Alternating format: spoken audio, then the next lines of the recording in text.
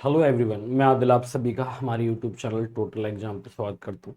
जैसे कि आप सभी जानते हैं कि आज हम मैथ की प्रैक्टिस सेट 2 यानी दूसरी क्लास करने वाले हैं। तो आपने पहली क्लास देखी होगी, अगर आपने नहीं देखी तो आप उसको देखिए। उसमें बहुत ही बेहतरीन क्वेश्चंस आपको कराए गए थे और एकदम बेस्ट अप्रोच के साथ आपको ना सभी क्वेश्चंस यहाँ पर कराए गए। तो आज की जो हमारी क्लास होने वाली है उसमें भी आज हम जितने भी क्वेश्चंस करने वाले हैं, मैं आपको एक से ज़्यादा अप्रोच यहाँ पर बताऊंगा और मैं आपको एग्जाम ओरिएंटेड अप्रोच यहाँ पर बता के चलूँगा, यानी जो आपको एग्जाम में अप्लाई करना है। ठीक है, तो ये बात आप याद रखेंगे कि जितने भी क्वेश्चंस आपको यहाँ कराए जाएंगे सारे one of the best question होंगे। तो एक भी क्वेश्चन आपको स्किप नहीं करना है, सारे क्वेश्चन को आप बनाएंगे ताकि एग्जाम में भी आप पूरा मैथ का जो आपका पोर्शन होगा, जो आपका क्वांटिटेटिव एप्टीट्यूड आता है, न्यूमेरिकल एबिलिटी, आप शो कर पाए। और अभी तक अगर आप लोगों ने हमारी ऐप को डाउनलोड नहीं किया तो आप प्ले स्टोर पर जाइए, वहाँ पर टोटल एग्जाम जब आप सर्च करेंगे तो हमारी ऐप आ जाएगी, तो आप इसको इंस्टॉल कर लें। इस पर आपको बहुत ही काम की चीज़ें मिलेंगी, जैसे आपको नोट्स मिलेंगे कि आप कम समय में कैसे तैयारी कर पाएंगे। उसके बाद आपको क्लासेस मिलेंगी, जो हमारे कोर्सेज वो आपको मिल जाएंगे यहाँ से। तो आइए हम स्टार्ट करेंगे। सबसे पहले जो हमारी क्लास है उसका पहला क्वेश्चन देखो, हमें दिया गया one diagonal of a rhombus shaped field of area 240 square meter is of length 16 meter. Then cost of fencing the field at the rate of 21 is 240 metre वर्ग मीटर क्षेत्रफल वाले एक समचतुर्भुज, आपको क्या दिया गया, रोम्बस यानी समचतुर्भुज आकार के मैदान के एक विकर्ण की लंबाई आपको दे रखी है, यानी एक डायग्राम आपको दिया गया और 21 रुपये प्रति मीटर की दर से खेत की बाड़ लगाने की लागत आपको ज्ञात करनी है। आपको ज्ञात करना है कि आखिर यहाँ पर जो खर्च आएगा वो कितना आएगा, यानी कितनी कॉस्ट आने वाली है। तो जरा समझ लेते हैं इसको बेटा। देखो, आपको करना क्या है जब इस तरह का क्वेश्चन आता है तो ऐसे क्वेश्चंस में आपको याद रख के चलना होगा कि ये जो क्वेश्चंस आपको यहाँ पर गिवन है ये कुछ इस तरह से हमारा होता है रोम्बस।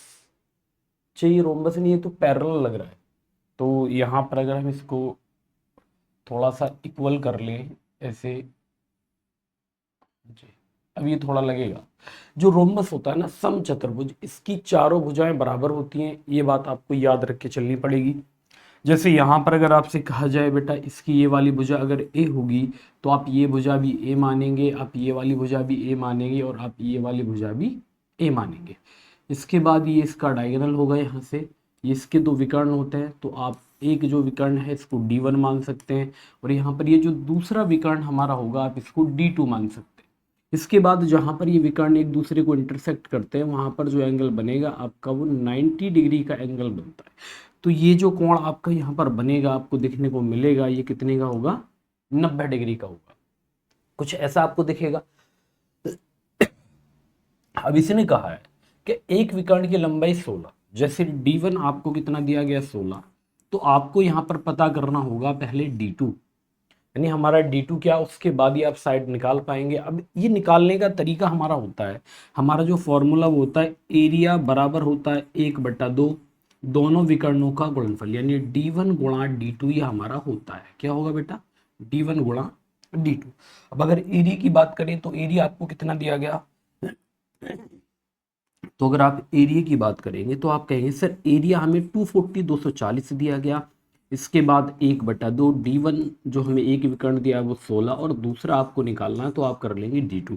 अब आप जरा इनको करेंगे डिवाइड, तो यहाँ पर आप 2 से 16 को डिवाइड करें 8 बार, आप 8 से 240 को डिवाइड कर ले 30 बार, तो आपका जो यहाँ पर D2 निकल कर आ जाएगा वो कितना 30 यानी 30 आ जाएगा। तो यहाँ पर हमारा विकर्ण कितना आ गया, दूसरा 30 आ गया। अब यहाँ पर होता क्या है कि ये वाला जो आपका विकर्ण होगा ना, यहाँ से ये दो समान भागों में यहाँ पर ये कट जाता है। जैसे मान लीजिए पूरा हमारा 16 है तो ये भुजा 8 होगी और ये भी 8। इसके बाद दूसरा ये अगर हमारा 30 है तो ये यहाँ पर ये 15 होगा और ये भी कितना 15 होगा।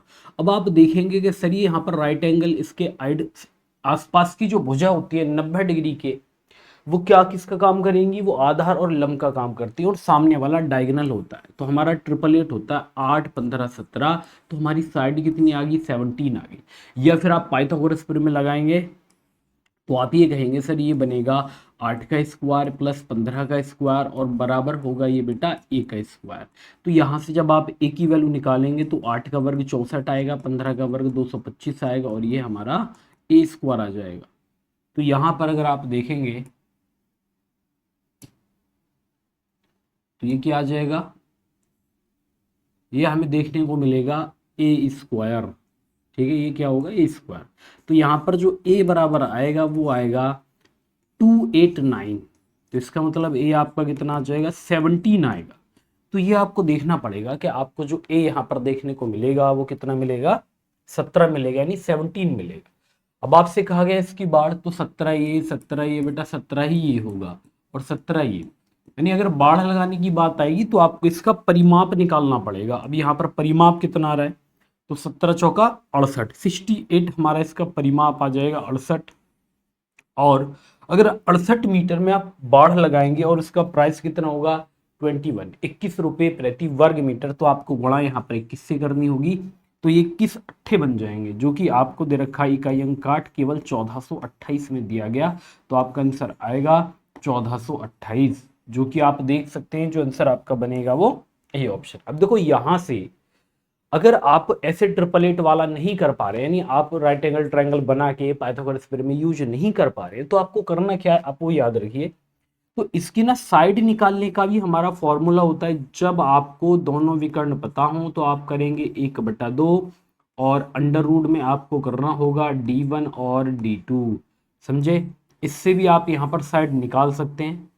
जैसे आप बेटा 1/2 कर लेंगे यहाँ पर d1, अच्छा नहीं नहीं हमने इसको गलत लिख दिया, इसमें ये d1 का स्क्वायर होता है। तो ये जो बनेगा ये होगा d1 का स्क्वायर प्लस d2 का स्क्वायर होगा। अब यहाँ पर d1 का स्क्वायर जो आपको d दिया गया 16, तो आप करेंगे 16 का स्क्वायर। d2 आपको दिया गया 30, तो आपको यहाँ पर करना होगा 30 का स्क्वायर, ऐसे कर लेंगे।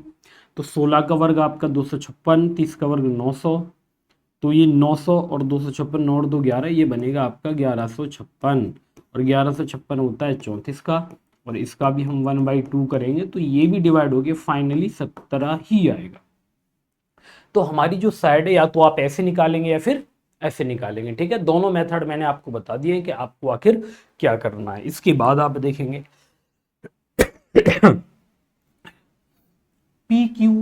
P and Q can do a piece of work in 24 days, while R and S can do the same work in 8 days. In how many days P, Q, R, S do it together?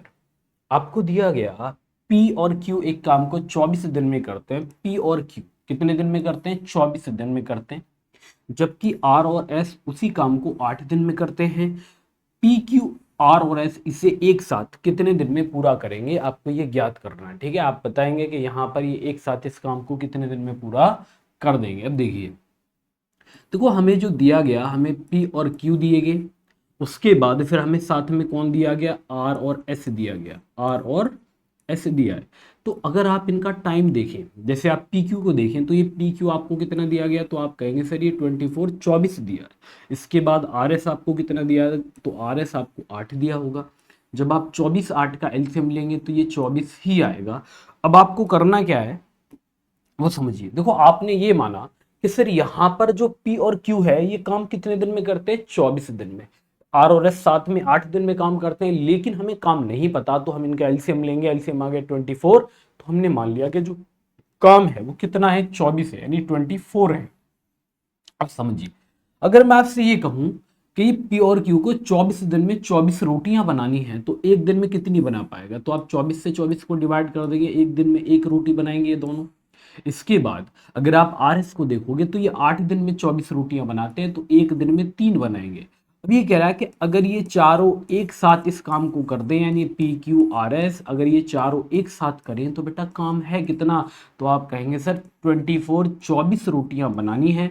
अभी 24 रोटियां अगर इनको बनानी है तो कितना, तो 3 और 1 4, यानी ये कितने बनाएंगे, ये दोनों मिलकर कितनी बनाएंगे, 3 और 1 4। तो अगर आप 4 से 24 को डिवाइड कर दें तो आपका आंसर आएगा 6 डेज। तो आप देख सकते हैं बी ऑप्शन आपको दिया है यहाँ 6 डेज। ये बहुत ही आसान सा क्वेश्चन था, जो आसान होगा तो वो जल्दी होगा, बाकी जो टेक्निकली क्वेश्चन होगा तो मैं पूरा एक्सप्लेन करके आपको बताऊंगा। नहीं है कि थोड़ा बहुत मैं आपको समझाऊंगा और मैंने ऐसे ही आपको निकाल देना। देखो आपको क्या करना है, क्वेश्चन नंबर 3 पर आ जाइए। अगर आप 3 को देखें तो 3 में दिया गया 25 डिवाइड 10 माइनस फिर आपको दिया गया 7/4 गुणा 1/3, आपको कितना दिया गया 7/4 गुणा 1/3 का 6/5 प्लस 14/3 गुणा 9/10, ये आपको दे रखा डिवाइड।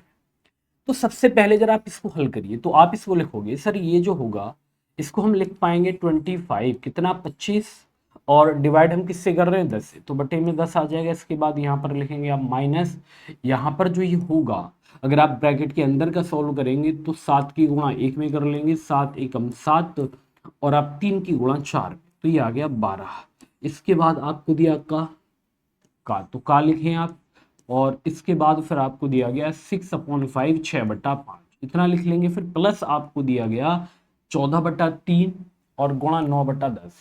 तो आप अगर 14/3 ये है, अब जरा इसको समझ लेना भाई, ये 14/3 और गुणा 9/10 अगर आपको दिया जाएगा तो आप करेंगे सर 3 तिया 9, ये 2 सत्ते 14 बनेगा और ये 2 पंजे 10 यानी 7 तिया 21/5 21/5 ये आ जाएगा यहाँ तक। फिर आप कर देंगे प्लस, इसके बाद अब आपको देखना आखिर ब्रैकेट में क्या हुआ है, तो ब्रैकेट में यहाँ पर क्या हो रहा है कि 1/5 को हम डिवाइड किससे कर रहे हैं 1/25 से, तो ये बनेगा 25, 5 से 25 कटेगा 5 बार, तो आपको ब्रैकेट में लेना होगा 5। अब आप इसको आगे अगर सॉल्व करेंगे तो यहाँ पर ये आपका रहेगा इसको इतना ही रहने देते हैं, यानी 25/10। इसके बाद आप देखेंगे तो ये बनेगा 6 एकम 6 गुणा करेंगे तो 6 दूनी 12 और ऊपर आ जाएगा 7 और बटे में आ जाएगा 5 दूनी 10। इसके बाद यहाँ पर 21 होगा 55 25 और 21, 55 25 और 21 आ जाएंगे आपके 46/5। अब आपको यहाँ पर भी 10 बनाना है तो आप ऊपर नीचे 2 से गुणा कर ले। अब आप देखेंगे कि हमें जो संख्या यहाँ पर मिल रही है वो कितनी, जब आप इसके एलसीएम लेंगे तो कितना आएगा 10 आएगा।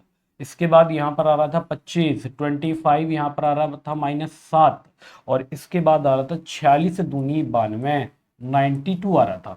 तो अगर हम 25 में से 7 घटा दें तो 18 और 92 में 18 ऐड कर दें तो ये बनेगा 110। कितना बनेगा, तो आप कहेंगे सर ये 110 बनेगा, जिसको आप 10 से डिवाइड कर देंगे। अगर आप इसको 10 से डिवाइड करते हैं तो ये 0 से 0 डिवाइड होगी और आपका जो आंसर आएगा वो 11 आ जाएगा। जी क्या आएगा आपका आंसर बेटा, आपका आंसर आएगा 11। तो ऐसे आप करोगे, तो आपको जरूरी नहीं है कि पूरा आप इसको एक्सप्लेन ही करें, यानी जितना हो सकता है आप कम से कम लिखिए, उसी में आपको फायदा होगा। कम से कम आपको लिखना है तभी आप कुछ कर पाओगे। तो ये बात अगर आपकी समझ में आ गई हो तो देखते हैं आगे कि आखिर नेक्स्ट क्वेश्चन हमारा क्वेश्चन नंबर 4 आप कैसे बना पाते हैं वो समझेंगे।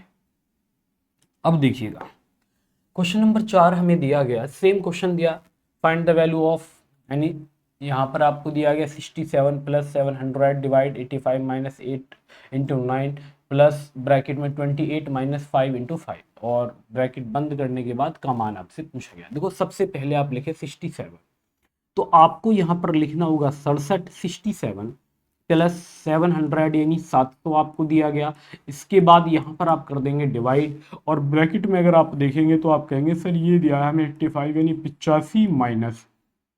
अब पहले जरा आप इसको समझिए, अगर आप 5 की गुणा 5 में करेंगे तो 25, तो 28 में से 25 घटाएंगे तो 3 बचेगा, 9 × 72 और 3, अगर आप इस पूरे ब्रैकेट को देखें तो ये बेटा 75 आ जाएगा।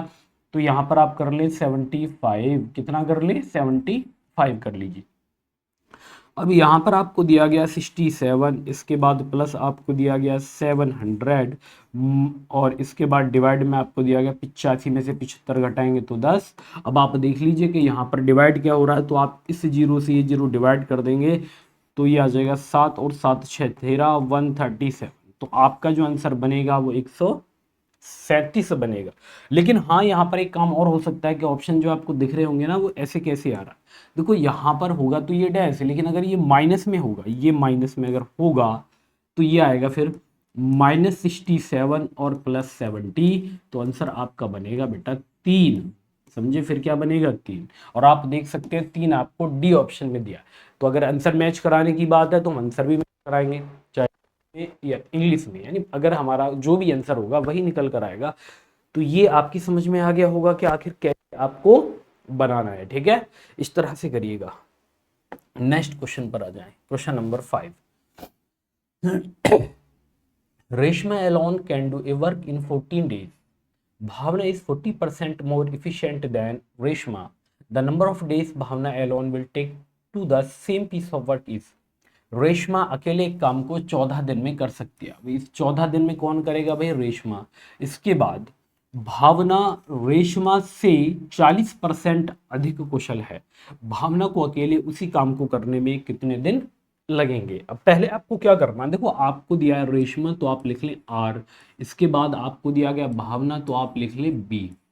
अब आप समझिएगा, इसने बोला कि जो भावना है वो रेशमा से 40% अधिक कुशल है। अब ये जो 40% आपको दिया गया है, 40% की अगर आप फ्रैक्शन लिखेंगे तो आप कहेंगे सर ये 2/5 होता है। कितना? 2/5 ही होगा। कितना हो जाएगा बेटा? 2/5। तो इसने बोला भावना रेशमा से, अभी ये जिससे भी कुशल होगी ये 5 उसी की क्षमता होगी।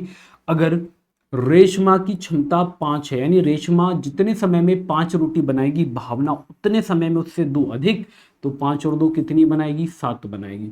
तो ये इनकी इफिशियंसी आ जाएगी। अब आपसे कहा जाए बेटा इफिशियंसी आपको पता है, अब आपको इनका टाइम पता करना है, तो अगर आप टाइम निकालोगे तो टाइम जो होगा आपका इसका इनवर्स हो जाएगा। तो ये कितना आएगा? इधर 7 और इधर कितना आ जाएगा? इधर आएगा बेटा 5। तो अगर रेशमा जितना काम 7 दिन में करेगी, भावना उतना ही काम ना 5 दिन में कर देगी। कितने दिन में करेगी? 5 में करेगी।